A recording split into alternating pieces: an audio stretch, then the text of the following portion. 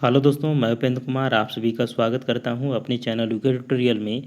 आज हम लोग पर्यावरण के अगले सीरीज में देखेंगे वायु प्रदूषण। और वायु प्रदूषण में इसमें क्या क्या चीज़ों को हमने शामिल किया है वो सारी चीज़ों को हम पहले एक इंडेक्स में देखेंगे।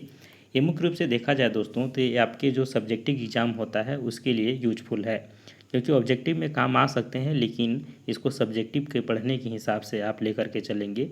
क्योंकि आपका जो मेंस एग्ज़ाम होता है कोई भी पीएससी एग्ज़ाम का हो जिसमें रिटन एग्ज़ाम देते हैं, चाहे आप ग्रेजुएशन के एग्ज़ाम होता है उसमें रिटन देते हैं, तो उसके लिए आपके यूजफुल हो सकता है। तो चलिए देखते हैं क्या क्या हमने इसमें शामिल किया है। पहले में हम लोग देखेंगे इसका परिचय। परिचय के बाद देखेंगे अर्थ एवं परिभाषा। इसके बाद आगे देखेंगे वायु प्रदूषण के प्रमुख कारण। तो कारण तो अनेक हो सकते हैं, लेकिन जो यूजफुल हैं, जो लगता है, जो चर्चित रहते हैं, उस चीज़ को हमने लिया है। जैसे कि हमने इसमें इंक्लूड किया है प्रकृति जनित साधन, औद्योगिक अपशिष्ट, जनसंख्या में वृद्धि, वनों का विनाश, ईंधन का जलना, कृषि कार्य, रेडियोधर्मी पदार्थ, ताप विद्युत गिरी, मृत शरीर के खुले में फेंकना, प्लास्टिक व अन्य कूड़े का जलना, अपशिष्ट पदार्थ का संग्रह। तो ये सारी चीज़ें जो हैं वायु प्रदूषण में मुख्य किरदार के रूप में भूमिका निभाते हैं। इसके बाद देखें तो वायु प्रदूषण के प्रभाव। तो वायु प्रदूषण से क्या प्रभाव पड़ते हैं मानव जीवन पर तथा अन्य जीव जंतुओं पर और प्रकृति पर, इन सारी चीज़ों को इसमें देखेंगे। इसके बाद देखेंगे वायु प्रदूषण को नियंत्रित करने के क्या क्या उपाय करने चाहिए। साथ में देखेंगे दोस्तों वायु प्रदूषण के प्रकार। तो वायु प्रदूषण को 4 भागों में बांटा गया है: विविक्त प्रदूषण, गैसीय प्रदूषण, रासायनिक प्रदूषण और धुआं धुंध प्रदूषण। इसके बाद देखेंगे कि वायु प्रदूषण को नियंत्रित करने के लिए विश्व स्तर पर क्या प्रयास किए गए हैं और भारतीय स्तर पर कौन सी नीति अपनाए जा रहे हैं। 3 चीज़ों को हमने इंक्लूड किया है। तो चलिए अब इसको डिटेल्स में जानेंगे। तो चलिए हमने इंट्रोडक्शन में क्या चीज़ को शामिल किया है उसको देखते हैं। तो यहाँ पर अगर देखें दोस्तों तो वायु प्रदूषण में सबसे पहले हम लोग परिचय देखेंगे या प्रस्तावना इसको कह सकते हैं कि शुद्ध वायु स्वस्थ जीवन हेतु अति आवश्यक है, क्योंकि वायु पृथ्वी पर एक जीवनदायी तत्व है। प्राचीन काल में मनुष्य स्वस्थ सुखी एवं खुशहाल था, क्योंकि उस काल में वायु की स्वच्छ एवं शुद्ध थी। परंतु जैसे जैसे मानव सभ्यता विकास होता गया वैसे वैसे वैज्ञानिक एवं तकनीकी विकास भी होता गया।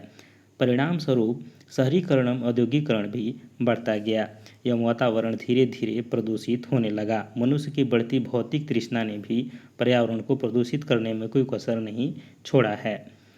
वायुमंडल में अधिक अवशोषण की क्षमता पाई जाती है, जिससे प्रदूषित वायु के अनेक भयावह प्रभाव उत्पन्न हो सकते हैं।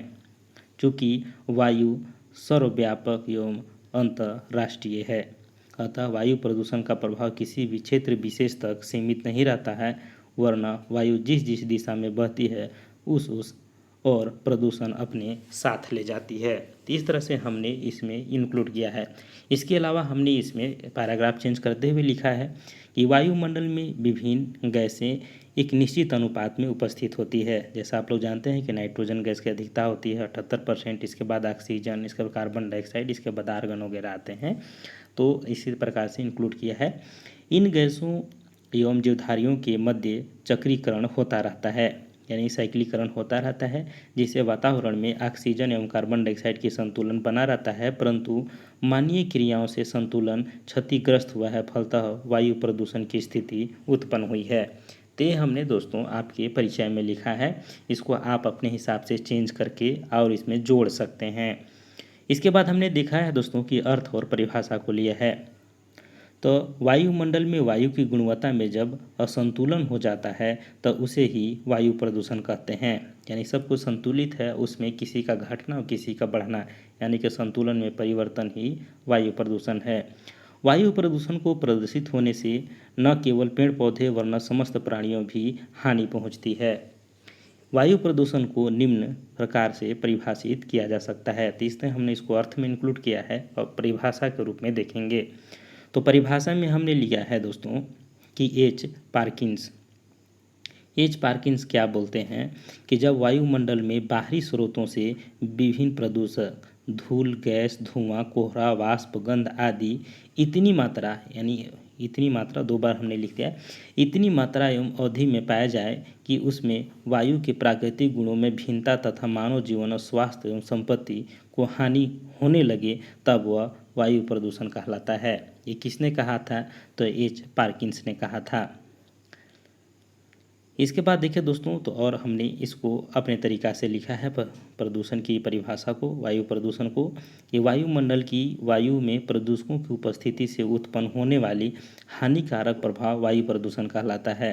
वायुमंडल में वायु की गुणवत्ता में असंतुलन हो जाने की दशा को वायु प्रदूषण कहते हैं, जिसे सजीवों के जीवन चक्र पर बुरा प्रभाव पड़ता है।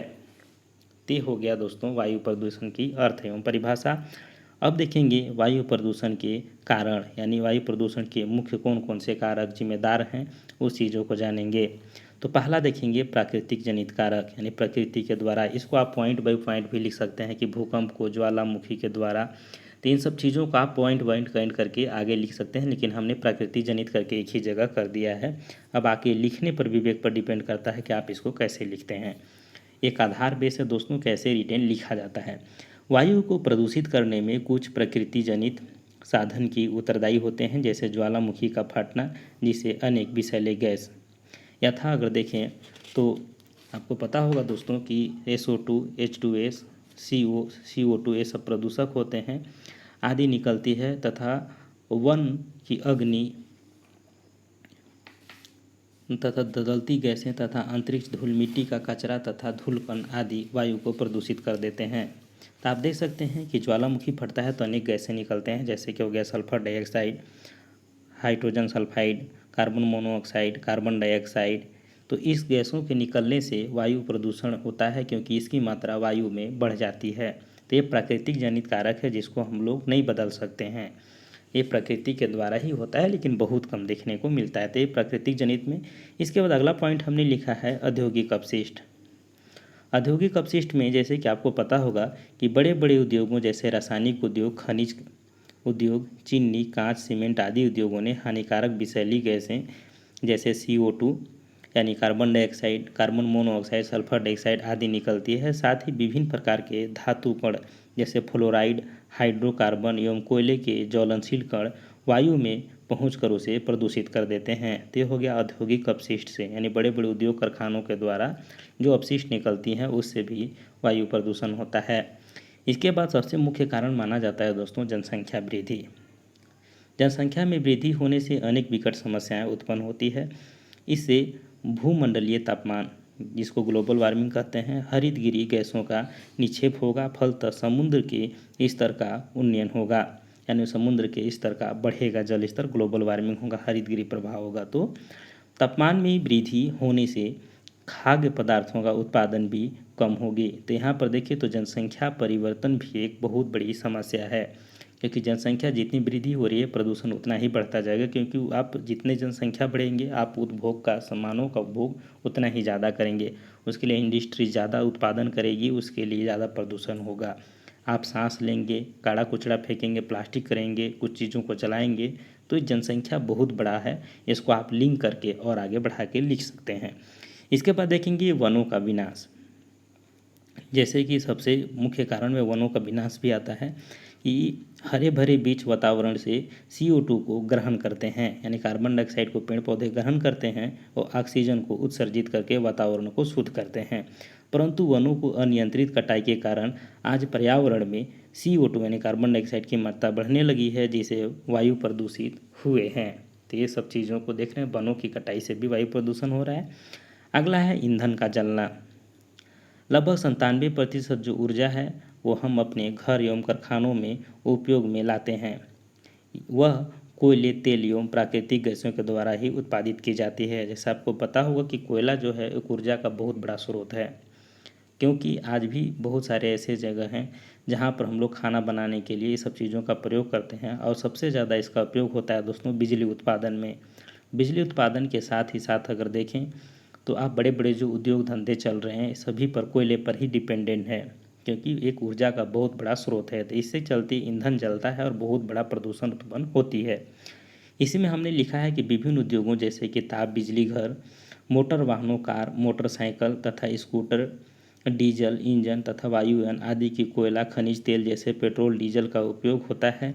इसे जलने से कार्बन एवं सल्फर डाइऑक्साइड तथा ओजोन धूल एवं अन्य कार्बनिक यौगिक के सूक्ष्म कण निकलकर वायु को प्रदूषित करते हैं। तो ये हो जाएगा आपका ईंधन के जलने के कारण।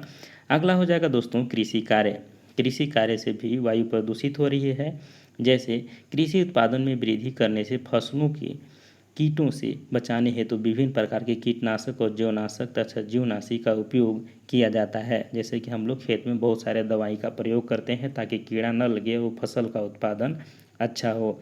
ऐसी परिस्थिति में क्या होता है कि इन पदार्थों का कुछ अंश वायु के द्वारा भी ले जाया जाता है, जिससे वायु प्रदूषित होती है। आप देखते हैं कि जब दवा मराता है दोस्तों तो बहुत बड़ा दुर्गंध उत्पन्न होती है दवा का, जो हवा चलती है तो हवा के साथ उड़ता है, तो भी एक वायु प्रदूषण का बहुत बड़ा कारण माना जाता है। इसके बाद देखें तो रेडियोधर्मी पदार्थ। वर्तमान में परमाणु अस्त्रों के निर्माण एवं परमाणु ऊर्जा प्राप्त करने हेतु रेडियोधर्मी पदार्थों का उपयोग बढ़ गया है।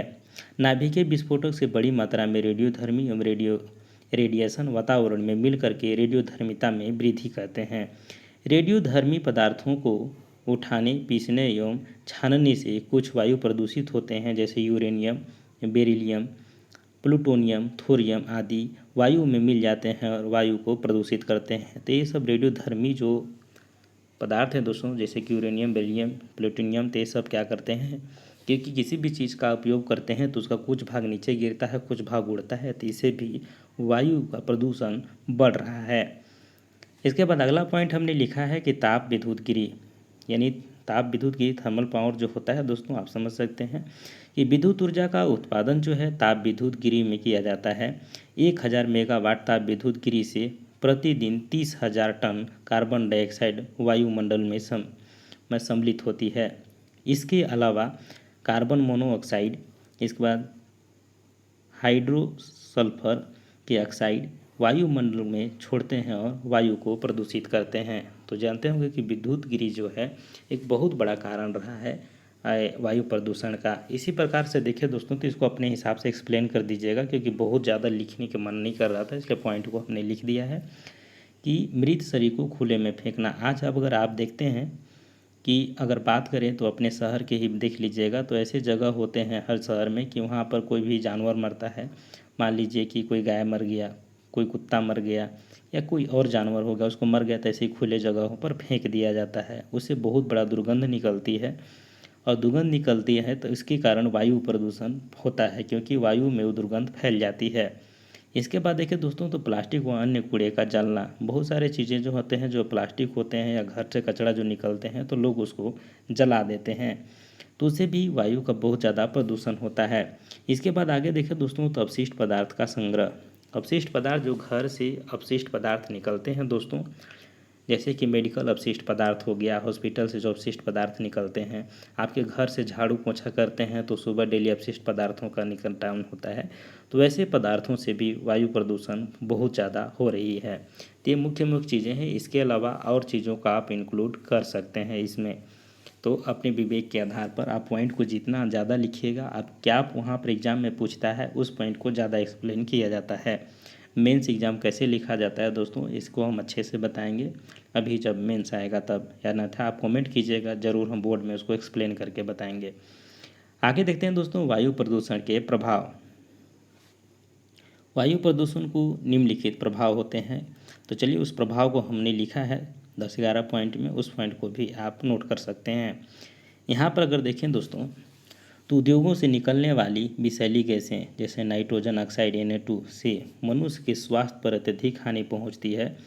नाइट्रोजन ऑक्साइड जो होता है कि अधिक सांद्रता के कारण मसूड़ों में सूजन तथा आंतरिक रक्तस्राव तथा फेफड़ों का कैंसर एवं श्लेष्मा झिल्ली में जलन की बीमारी होती है।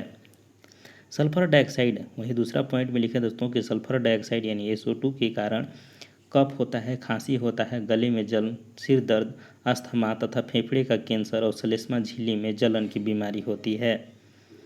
इसके बाद हो जाएगा दोस्तों हाइड्रोजन सल्फाइड। हाइड्रोजन सल्फाइड के प्रभाव से उल्टी, सिर दर्द तथा भूख में कमी होती है। इसके अलावा कंजक्टिवाइटिस, श्लेष्मा झिल्ली में जलन तथा न्यूमोनिया और कॉलिक डायरिया आदि होता है। अगला है कि वायु में उपस्थित धूल व मिट्टी के कण श्वसन क्रिया में बाधा उत्पन्न करती है। धुएं, सूक्ष्म कालिक तथा विभिन्न प्रकार के गैसों से वायुमंडल घुमिल हो जाता है एवं उससे कपड़े, भवन एवं उद्योगों का माल आदि गंदा हो जाता है। जैसे कि उद्योग हो गए, बड़े बड़े मॉल हो गए, वो सब चीज़ों का गंदा कर देता है। अगले पॉइंट में कि रेडियोधर्मी के वातावरण में वृद्धि से मनुष्य के स्वास्थ्य गुणसूत्र प्रभावित होते हैं। कई पीढ़ियों का आनुवंशिक रोगों का विकृतियाँ उत्पन्न कर देते हैं। वायु में फैले अनेक धातुओं के कण जैसे कि शीशे के कण तथा तंत्रिका तंत्र संबंधी रोग उत्पन्न करते हैं तथा असैनिक चारे के लिए उपयोग में लाए जाने वाले पौधों का विषाक्त कर देता है। इसके बाद जानते होंगे ओजोन O3 से आँखों में रोग तथा खांसी और सीने में दर्द उत्पन्न होता है।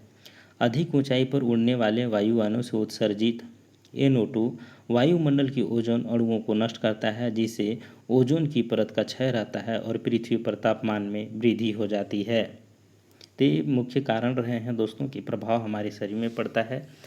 विभिन्न प्रदूषक जैसे कि वायु, धुंध, गंधक के अम्ल, अमोनिया, सल्फेट, कोहरा वातावरण के तापमान में परिवर्तन करता है, जो मौसम में स्थानीय एवं क्षेत्रीय स्तर पर प्रभावित करता है। वायु प्रदूषण से भवनों तथा धातु के स्मारकों आदि का क्षय होता है। ताजमहल का खतरा मथुरा तेल शोधन कारखानों से ही हुआ है। तो ये सब चीज़ें प्रदूषण जो है दोस्तों, ये कहाँ कहाँ प्रभाव कर रहे हैं आप देख सकते हैं।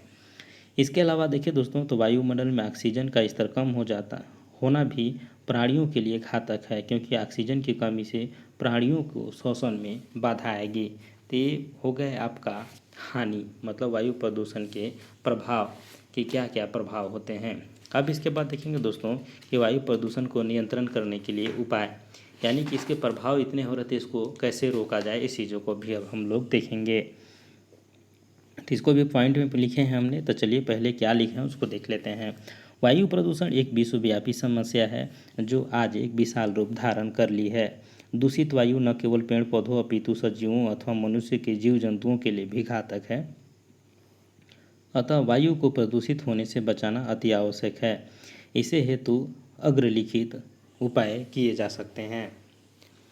इसमें देखिए दोस्तों, तो पहला पॉइंट है कि वायु सबसे अधिक उद्योगों से निकलने वाले विषैली गैसों से प्रदूषित होती है। अतः कारखानों एवं उद्योगों को आवासीय क्षेत्रों से दूर स्थापित किया जाना चाहिए एवं उद्योगों के चिमनियों को ऊंचाई पर बनाना चाहिए।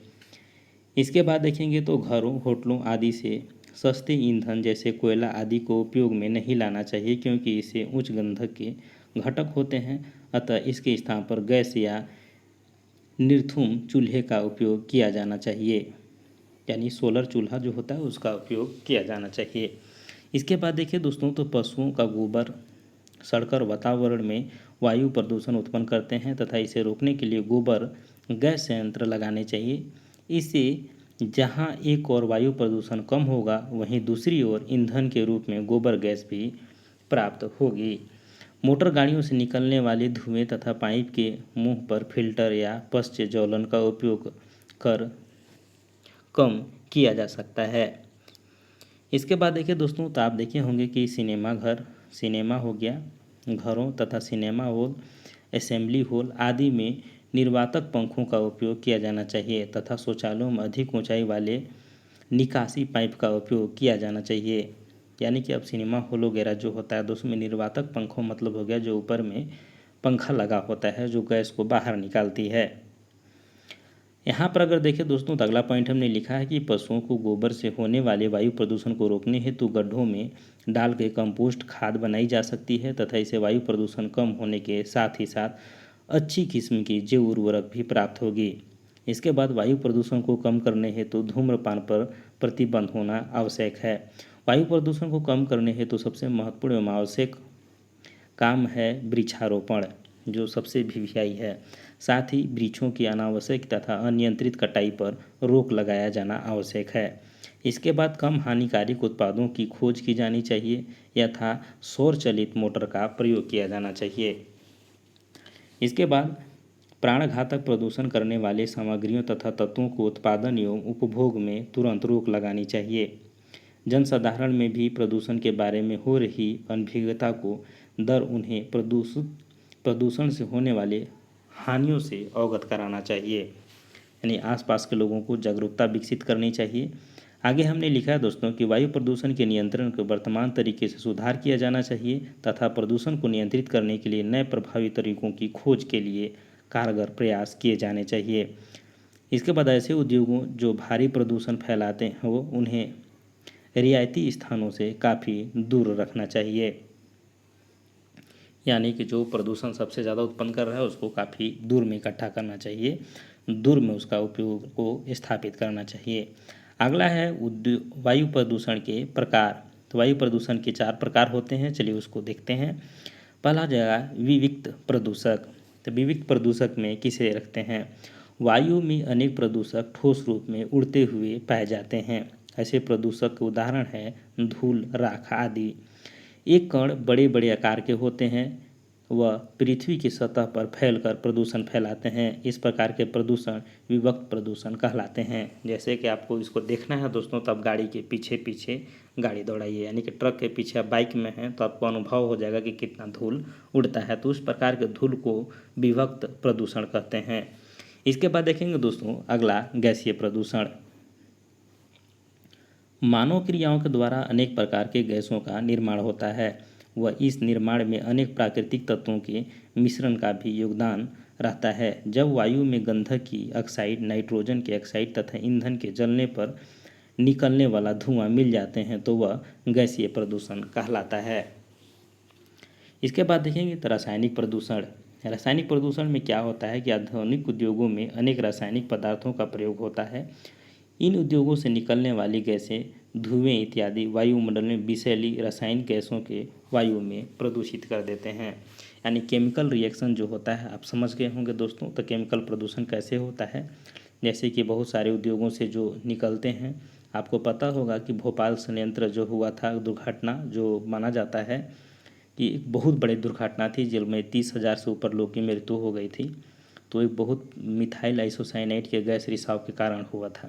तो ये आप पढ़ने को मिला होगा, आप लोग पढ़े भी होंगे। तो घटना जो थी भोपाल वाला, जो मध्य प्रदेश में घटी थी, तो एक बहुत बड़ी दुर्घटना मानी जाती है। तो क्या है? केमिकल रिएक्शन है जो वायु प्रदूषण हुआ था। इसके बाद देखिए दोस्तों धुआं, धुंध और प्रदूषण।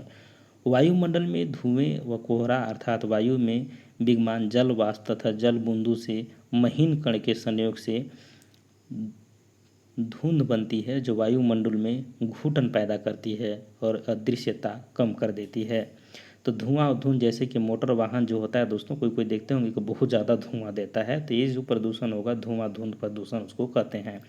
जैसे कि आप कहीं कहीं बस स्टैंड में जाइएगा दोस्तों, तो वहाँ बस की धुआं से, इतना कोलाहल से आप परेशान हो जाइएगा कि आपको चिड़चिड़ा महसूस होता है, घुटन महसूस होता है। तो उस प्रकार के प्रदूषण को धुआं धुंध प्रदूषण कह सकते हैं। उसमें काफ़ी ज़्यादा ध्वनि प्रदूषण भी देखने को मिलता है। अब यहाँ पर देखिए दोस्तों, तो वायु प्रदूषण को नियंत्रित करने के लिए विश्व स्तर पर क्या प्रयास किए जा रहे हैं, तो उस चीज़ों को और क्या प्रयास किए गए। तो वायु प्रदूषण को नियंत्रित करने के लिए विश्व स्तर पर या वैश्विक स्तर पर लिख सकते हैं निम्न कदम उठाए गए हैं।